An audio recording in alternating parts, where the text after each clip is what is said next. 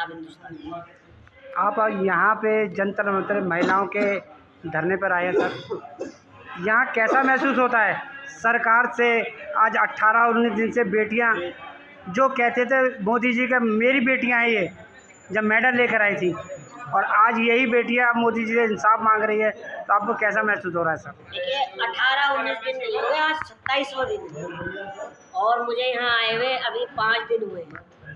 मैं सलाम करता हूँ इस देश की बेटियों को, सम्मानित बेटियों को, जिन्होंने देश का नाम रोशन किया, जिन्होंने तिरंगे को बुलंद किया, जिन्होंने राष्ट्रीय गान को बुलंद किया। और मैं पर्सनली मैं आपसे दिल से कह रहा हूँ और दिल से कहना चाहता हूँ, मैं यहाँ पर ना वायरल होने आया हूँ, ना ही राजनीति करने आया हूँ सर वो माइक मैं जो आया हूँ सिर्फ ये वाला मैं जो सिर्फ आया हूँ अपनी बहनों के लिए आया हूँ। क्यों आया हूँ? क्योंकि जिसके घर में बहन है, बेटी है, उसको दुख होगा बहन और बेटी का, क्योंकि ये भी मेरी बहनें हैं, देश की बेटियां हैं। इसी वजह से मुझे आना पड़ा बुलंदशहर से। सर आपको नहीं लगता कि यहाँ पे सरकार कुछ इन बेटियों का अनदेखा कर रही है? देखिए बड़ी शर्म की बात है कि एक तरफ तो माननीय प्रधानमंत्री जी कहते हैं ये मेरे देश की बेटियां हैं, ये मेरी बेटियों की बराबर है, मैं इनके पिता की बराबर हूँ, ये मैं इनका बाप हूँ।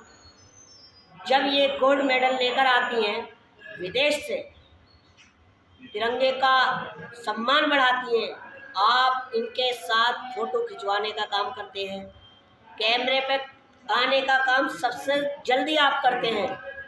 कहीं ना कहीं बेटी बचाओ बेटी पढ़ाओ सिर्फ अपने वोट बैंक के लिए इस्तेमाल करते हैं। आज कहाँ मर गया आपके अंदर का बाप, या कहाँ चला गया आपके अंदर का पिता? एक ट्वीट तक का नहीं किया आपने, एक ट्वीट तक का, तो कैसे पिता हैं आप और कैसे हैं बाप, बताइए मुझे। फोगाट जी ने अपनी बेटी को पढ़ा तो दिया और पहलवान भी बना दिया, उनको अब इज्जत बचाएगा कौन उनकी? देखिए बेटी बचाओ बेटी बचाओ बेटी पढ़ाओ, लेकिन अब बेटी को पढ़ा तो दिया, पहलवानी बना दिया, लेकिन इनकी इज्जत को कौन बचाएगा? मैं आपको एक बात बताता हूँ, आप एक पत्रकार हैं, ये जो मेरे देश की बेटियां हैं, ये जो मेरे देश की बेटियां पहलवान है ना, अगर एक बार इनका दाव पड़ गया और जब जीत हो गया ना एक बार, तो वो दोबारा नहीं उठता है। तो ध्यान रखना मोदी जी, अगर आप इनके नाम को इस्तेमाल करके सत्ता में आ सकते हो, आप सत्ता से बाहर भी जा सकते हो। आपको यही बेटियां और यही किसान और यही देश का नौजवान सत्ता में लाया था, और 2024 में आपको घर बिठाने का काम यही तीनों करेंगे। मोदी जी तो कहते हैं इस समय हिंदुस्तान में कोई ऐसा नेता नहीं है जो मुझे पटकनी दे पाए। क्या आप दोबारा रिपीट करें, क्या बोला आपने? हिंदुस्तान में अभी फिलहाल कोई ऐसा नेता नहीं है जो बीजेपी के मोदी जी को पटकनी दे पाएगा। बिल्कुल उनकी गलत फहमी है। सबसे बड़ा नेता जो होता है वो जनता जनार्दन होता है। देखिए प्रधानमंत्री हो या कोई राजा हो, जो राजा या प्रधानमंत्री होता है वो जनता से होता है। ये बात बताइए, जब 65 साल की कांग्रेस को पटकनी जनता दे सकती है, आसमान से जमीन पे ला सकती है, आप तो सिर्फ 9 साल के चुने हुए अभी नेता हैं। तो ये आपका जो ईगो है, ओवर कॉन्फिडेंस, मैं आपको बता दूं, एक हिटलर की लाइन है कि जनता को इतना मजबूर कर दो, इतना कुचल दो ताकि वो जीने को ही विकास समझने लगी। बिल्कुल वही नीति अपनाए हुए है ये सरकार। तानाशाही पहले वो थी अंग्रेज सरकार थी, ये संग्रेज सरकार है। खाली एक बीजेपी लाइन रह गई है, इसको जो चला रही है आरएसएस चला रही है। वो तो कहते हैं ये जो महिलाएं जो बैठी है ये दूसरी पार्टी की संरक्षण है इनको, इसलिए हम पे झूठे आरोप लगा रहे हैं। बड़ी शर्म की बात है, बड़ी शर्म आती है मुझे कहने में कि आज विपक्षी बताया जा रहा है, दूसरी पार्टियों का संगठन बताया जा रहा है। बड़ा मुझे एहसास हो रहा है कि ये इंटरनेशनल खिलाड़ी जो गोल्ड मेडल लेकर आई, सम्मान दिलाया देश को, आज आप उनको गुटों में बांट रहे हैं आप पूछने से तो गए कि आप पर क्या बीती है, आप पर अन्याय हुआ है। अगर अन्याय हुआ है तो हम आपको न्याय दिलाएंगे। फिर मैं एक बार कहना चाहता हूँ आपके चैनल के माध्यम से कि एक सीता को हाथ लगाने की बहुत बड़ी गलती की थी रावण ने।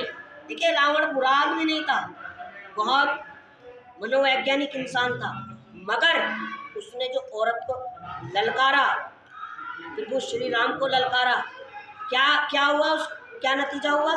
पूरी लंका को एक सीता की वजह से गंवाना पड़ा, पूरी लंका में आग लग गई। यहाँ तो 7 सीताएं बैठी हुई हैं। क्या हालत होगी आपकी 2024 में, बताइए आप कहना ये चाह रहे हैं कि जैसे बीजेपी ने बजरंगबली को कर्नाटक में ललकारा तो उसका रिजल्ट बीजेपी को भुगतना पड़ा। बहुत बढ़िया, बहुत अच्छा क्वेश्चन किया आपने। अब तो बजरंगबली भी खुद बदला लेंगे इनसे, क्योंकि बजरंगबली का इन्होंने जो नाम इस्तेमाल किया है वोट बैंक के लिए, झूठ बोला, उनके नाम को उछाला। अरे आप अपने मुद्दे गिनाइए। आपने नौकरियां दी हैं, आपने बेरोजगारों को रोजगार दिया है, आपने नंगे को कपड़ा दिया है, भूखे को खाना दिया है। ये देखिए, मंदिर मस्जिद से गुजारा नहीं होता। देखिए, जय श्री राम हर कोई बोल सकता है, जय माता दी हर कोई बोल सकता है। देखिए, नारे तकबीर अल्लाह अकबर हर कोई बोल सकता है। आज का युवा जो है, आज का युवा पढ़ाई, शिक्षा, नौकरी, रोजगार मांगता है, और आप वहाँ पर वोट मांग रहे हो जय बजरंगबली, जय बजरंगबली। अब बजरंगबली ने इनकी शुरुआत कर दी है, बजरंगबली का गदा इन पर बजाना शुरू हो गया है, जिसकी शुरुआत कर्नाटक से हो चुकी है। आगे आपको लगता है कि राहुल गांधी जी पूरी विपक्ष को अपने साथ लेकर इनको पटकनी दे पाएंगे? देखिए, आप राजनीति की बात कर रहे हैं, खैर मैं राजनीति नहीं करने आया यहाँ पर। नहीं, एक सवाल है मेरा केवल। हाँ, मैं बताता हूँ। देखिए, इस सरकार को जो जनता चुनकर लाई थी, अपना चौकीदार चुनकर लाई थी, ना कि उद्योगपतियों का चौकीदार। और सुनिए, आप कहते हैं कि मैं चौकीदार हूँ, चौकीदार हूँ। अरे माननीय प्रधानमंत्री नरेंद्र मोदी जी, इस देश को प्रधानमंत्री की ज़रूरत है, ना कि कोई चौकीदार की। चौकीदार तो हम सस्ते से सस्ता नेपाल से ले आएंगे। आपको चुना प्रधानमंत्री, आप प्रधानमंत्री बन के जिम्मेदारी उठाइए, मगर आप पूरी तरह से विफल हैं उसमें। ये जो पार्टी है, ये तोड़ वाली पार्टी है, जोड़ वाली पार्टी नहीं है। ये सिर्फ जातिवाद को बढ़ावा देती है, जातिवाद में बांटती है, हिंदू मुसलमान में बांटती है, मंदिर मस्जिद में बांटने वाली पार्टी है। मेरा देश जो है ना, मेरे भारत की संस्कृति जो है, मेरे देश की गंगा जमुना तहजीब जो है, हिंदू मुस्लिम सिख ईसाई सब है मिलकर भाई भाई। लेकिन आज तो बीजेपी एक ही शब्द कहती है, हिंदू हिंदू हिंदू हिंदू। आप मेरी बात सुनिए, बहुत अच्छा याद दिलाया मुझे आपने। प्रधानमंत्री मन से कहते हैं हिंदू खतरे में है। अरे मैं ये पूछना चाहता हूँ, मैं पूरा उनका सम्मान करता हूँ, मेरे देश के प्रधानमंत्री हैं, कहाँ से हिंदू खतरे में है भाई, बताइए। खुद आप हिंदू प्रधानमंत्री, खुद राष्ट्रपति हिंदू हैं, खुद मुख्यमंत्री हिंदू हैं, खुद गृहमंत्री हिंदू हैं, तो कहाँ से हिंदू खतरे में रहेगा? और आप कहते हैं सबका साथ सबका विकास, यानी कि आपकी लाइन सिर्फ जुमला बनकर रह गई है। सिर्फ आप जो सिर्फ सामने वाले को सिर्फ आप टारगेट कर रहे हैं। कुछ लोग बीजेपी के तो कहते हैं 2024 के बाद में ही आज़ादी मिली है भारत को। ऐसा कुछ नहीं है। आप सही मानिए, सबसे ज़्यादा जो इस टाइम गुलामी का एहसास हो रहा है इसी सरकार में हो रहा है। आज मुझे डर लगता है वाइट देने में भी, पता नहीं क्या मेरे साथ हादसा हो जाए, पता नहीं कब मुझे कौन शूट आउट कर दे। बताइए, इससे पहले सरकारें थी, ये मैं मुस्लिम हूँ, ये मेरे भाई हिंदू हैं, एक जगह खाना खाने बैठ गए, मैं इनके टिफ़िन में से खा रहा हूँ, ये मेरे टिफ़िन में से खा रहे हैं। आज मेरा दोस्त, हिंदू दोस्त, मुझसे बात करने के लिए तैयार नहीं है। इन्होंने वो दीवार खड़ी कर दी है। बात सुनिए, एक कोरोना बीमारी आई थी, याद है आपको? मैं भगवान से यही गुजारिश करता हूँ, ईश्वर से, अल्लाह से, कि खुदा ना खास्ता ये दोबारा टाइम आए। देखिए, कोरोना ने सबको जीना सिखा दिया। वो तो देखिए बहुत जल्दी चली गई बीमारी, हम उससे बहुत जल्दी लड़े। मगर जो ये सोच भाजपा पैदा कर रही है ना, ये बहुत मुश्किल से निकलेगी युवाओं के दिमागों में से। हमारे देश का भारत का राष्ट्रगान जो लिखा था वो भी एक मुस्लिम ने लिखा था। देखिए इसमें हिंदू मुस्लिम नहीं, वो भी एक मुस्लिम ने लिखा था, जिसको सुन के हम बड़ा गर्व महसूस करते हैं। तो कभी किसी हिंदू ने पूछा कि ये मुसलमान ने क्यों लिखा था? कभी किसी मुसलमान ने ये पूछा कि हिंदू क्यों गाते हैं इसको? लेकिन 65 साल के बाद आज ये बातें उठाई जाती हैं कि आप हिंदू, मैं मुसलमान। मैं आपको बात बता दूं, ये बातें वो उठा रहे हैं। आप अंग्रेज़ों का इतिहास भी देखा होगा आपने। मुझे ये बता दीजिए कि इनमें से किसी ने देश के लिए कुर्बानी दी? आप इतिहास उठा के देख लीजिए। ये अंग्रेज़ चले गए, यहाँ पर 2 चीज़ें छोड़ गए, चाय और अपनी नाजायज़ औलादें, जो कि उन्हीं के लिए ये काम कर रहे हैं। अंग्रेज़ों की क्या पॉलिसी थी? अंग्रेज़ों की भी यही पॉलिसी थी, वोट डालो, राज करो। ये भी वही जातिवाद वाली और हिंदू मुसलमान वाली राजनीति कर रहे हैं। मगर मेरा देश का जो युवा है, मेरे देश की जो जनता है, मेरा देश का जो लोकतंत्र है, बहुत होशियार है।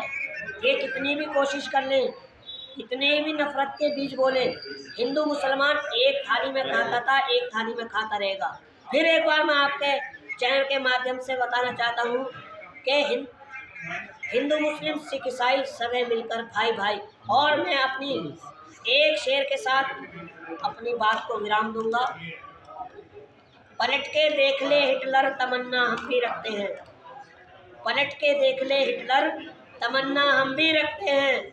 अगर तुम सत्ता का गुरूर रखते हो तो वोट की ताकत हम भी रखते हैं। 2024 में यही नारी और यही युवा और यही नौजवान और यही किसान तुम्हारे किले को ढाने का काम करेंगे। बस चंद लोगों के बांटने से क्या हिंदू मुसलमान अलग हो जाएंगे सर? मैंने अभी क्या कहा? नहीं हो। ये तो यार संग्रेज हैं, वो अंग्रेज थे। जब हम उनके बांटने पर अलग नहीं हुए तो है इनकी औकात है जो हमें अलग करेंगे? ये फिर दोबारा से देश के टुकड़े कराना चाहते हैं। क्योंकि ये तो एक ऐसा देश है कि अगर हिंदू के घर में शादी होती है तो मुसलमान शरीक होता है, मुसलमान के घर में शादी होती है हिंदू शरीक होता है। कभी उन्होंने अपने आप को अलग नहीं समझा कभी। और लोग केवल मन में खटास डाल सकते हैं लेकिन अलग नहीं कर सकते। यही तो मेरे भारत की संस्कृति है, यही तो मेरे भारत की गंगा जमुना तहजीब है। आप बड़ी शर्म आती है, आप केरला स्टोरी की फिल्म की प्रमोशन करते हैं जाकर। माननीय प्रधानमंत्री नरेंद्र मोदी जी आइए, एक यहाँ पर असली स्टोरी चल रही है जो इन पर असल में बीती है। कब इसका प्रमोशन करेंगे आप बन के? कब पूछेंगे इनसे जो जिन्हें आप बेटियां बताते थे, जिन्हें आप अपने आप को बाप बताते थे, पिता बताते थे? अरे आप क्या जाने, बेटी के आंसुओं की कीमत सिर्फ वही जान सकता है जिसके औलाद हो, जिसके बेटा या बेटी हो। आपको क्या एहसास होगा जब अगर मुंह से शब्द मोदी जी ने बेटी कहा था, इन 7 बेटियों को जो मेडल लेकर आई थी, तो मुंह से कहने भी तो बेटी हो गई, तो आज इनको दर्द महसूस होना चाहिए। कहने में और करने में बहुत फ़र्क होता है सर। अगर आप अपनी जगह खड़े हो, अपनी जगह सही हो, तो कम से कम आना तो बड़ी दूर एक ड्यूटी कर दें कि अगर बेटी हो तुम्हारे साथ कोई अन्याय हुआ है तो मैं आपके साथ खड़ा हूँ, जांच करूँगा, जांच करवाऊँगा या करूँगा। फिर इसका मतलब तो कहीं ना कहीं आप ब्रजभूषण शरण सिंह के दबाव में हैं। आपने एक उनका बयान सुना होगा कि अगर मेरा मुंह खुला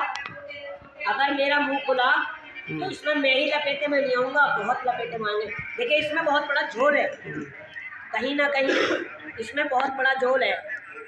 या तो आप ब्रजभूषण के दबाव में हैं या आपको यूपी का डर लग रहा है कहीं हमारी सीटें न खिसक जाए उनको उन पर कार्रवाई करने में। और अब आप मेरे मुँह से कहलवाना ही चाह रहे हैं तो मैं बोल ही देता हूँ।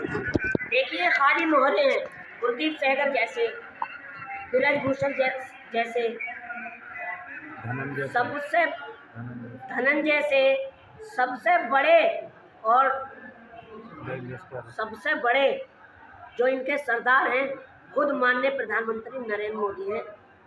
शोषण वाले हों चाहे वो बलात्कारी हों। और आप मुझसे कुछ सुनना चाहते हैं? इंसान को अपने जिस पद पे बैठा होता है, जहाँ सर ने और कहा था धृतराष्ट्र, अगर धृतराष्ट्र अगर अपनी आंखों पे पट्टी थी, मन में तो पट्टी नहीं थी, अगर वो उस समय कौरवों को ये समझाते कि आप द्रौपदी की बेइज्जती ना करो, तो शायद कौरव जिंदा होते आज समाज में,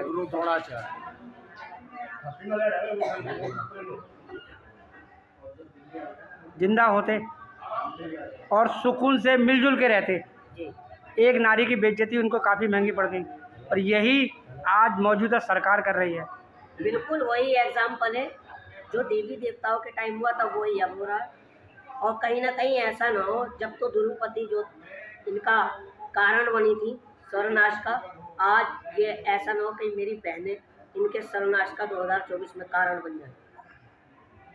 कोई संदेश लोगों के लिए आप देना चाहेंगे? मैं सिर्फ संदेश यही देना चाहूँगा कि हमारे जो भारत की संस्कृति है, हमारे जो देश की संस्कृति है, हिंदू मुस्लिम सिख ईसाई सब में मिलकर भाई भाई, और सभी देशवासियों से यही अपील करूँगा कि एक रोटी ज़रूर कम खाएं, मगर अपने बच्चों को ज़रूर पढ़ाएं।